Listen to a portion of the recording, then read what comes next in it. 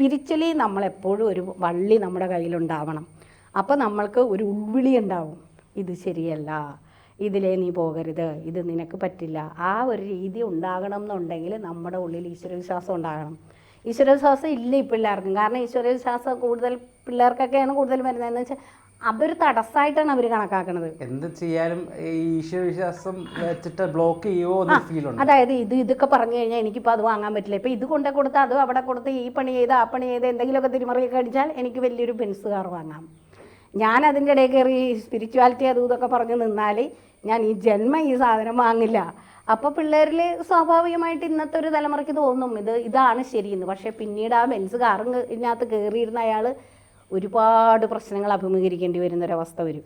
അപ്പോൾ എല്ലാം നോർമലായ ലൈഫിലൂടെ നമ്മൾ കടന്നു പോകണം. രാഹു മായികതയൊക്കെ തരും, അത് രാഹുവിൻ്റെ സ്വഭാവമാണ്.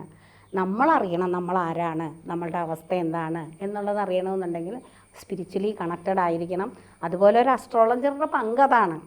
നമ്മൾ ചിലപ്പോൾ പെട്ടുപോകും. അപ്പോൾ ആ സമയത്ത് നമ്മൾ അമ്മമാരൊക്കെ പോയി നോക്കിക്കും. അപ്പോൾ മക്കൾ അവനിപ്പോൾ ഒരു വല്ലാത്ത രീതിയിലാണ് പോകുന്നത്, വീട്ടിലൊന്നും വരുന്നില്ല, രാത്രി കുറേ വൈകിയാണ് വരുന്നത്, അങ്ങനെയാണ് ഇങ്ങനെയാണെന്ന് പറയുമ്പോൾ നമ്മൾ നോക്കും.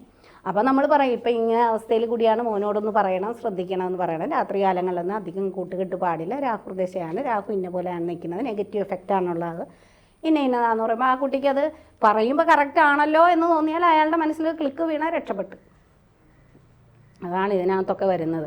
അപ്പോൾ കർക്കിടക മാസമാണ്, ദശാകാലം നോക്കണം, ഇപ്പോൾ അവസ്ഥ നോക്കണം, നമ്മളുടെ ശനിയുടെ രീതി എങ്ങനെയാണ്, നമ്മൾ ഏത് കാലഘട്ടത്തിലൂടെയാണ് കടന്നു പോകുന്നത്, അതിൻ്റെ സബ് പീരീഡ് എന്താണ്, അത് ഗ്രഹനിലയിൽ അവർ എവിടെയൊക്കെയാണ് നിൽക്കുന്നതൊക്കെ ആശ്രയിച്ചാണ് ഓരോ ജീവിതത്തിലും വരുന്ന മാറ്റങ്ങൾ വരുന്നത്.